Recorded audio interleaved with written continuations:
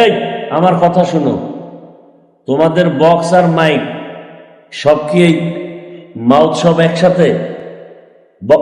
বক্সেরটা আলাদা, ওই এদিকে যে মাইক ফিরে দিছে এটা ওদিক ঘুরো, সোজা করো।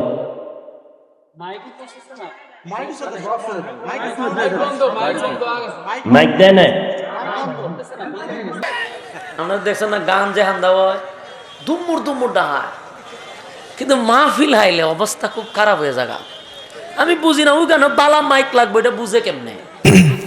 ক্লিয়ার করেন, ক্লিয়ার করেন, কথা বাড়েন না ভাই। এইভাবে যদি আধা ঘন্টা কথা বলে তাহলে বক্তার বক্তাগিরি গলা লাগবে না।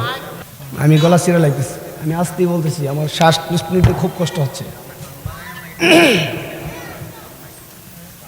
ক্লিয়ার করেন, ক্লিয়ার করেন, কথা বাড়েন না ভাই। হে বিবি, তোমাকে আমার আল্লাহ যে জান্নাত দিবে কেন জানো?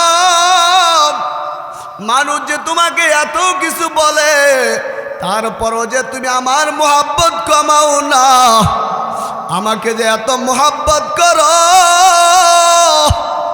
হে পর্দার মা, স্বামীকে বন্ধু বানাও গো মা। হে পর্দার বোন, তোমার স্বামীকে তোমার সবচাইতে কাছের মনে করো, কেননা বিপদে আপদে তোমার স্বামী ওই সবচাইতে বেশি তোমার কাছের আওয়াজ দিয়ে বলেন, ঠিক কিনা? এরে বোন, স্বামীকে তোমার আপন বানাও। ইমাম আকসাম রহমাতুল্লাহি আলাইহি বলেন, হে প্রিয়তমা শোনাও, তুমি যে ধৈর্য ধারণ করে করে যাচ্ছ, ধৈর্য একটা আল্লাহ তাআলার ইবাদত।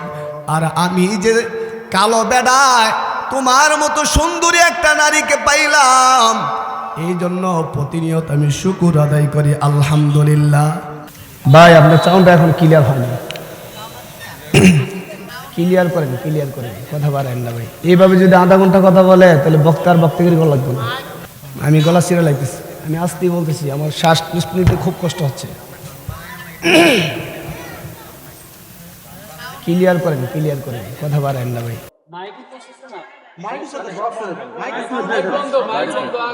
মাইক দেয় না,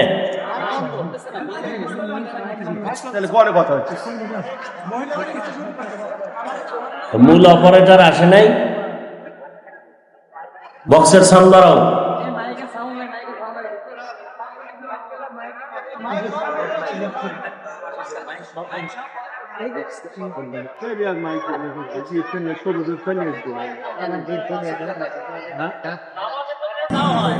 বক্স আনছ, মনিটর আনছ, ইডি বন্ধ করে। হ্যাঁ হ্যাঁ, কি দেখো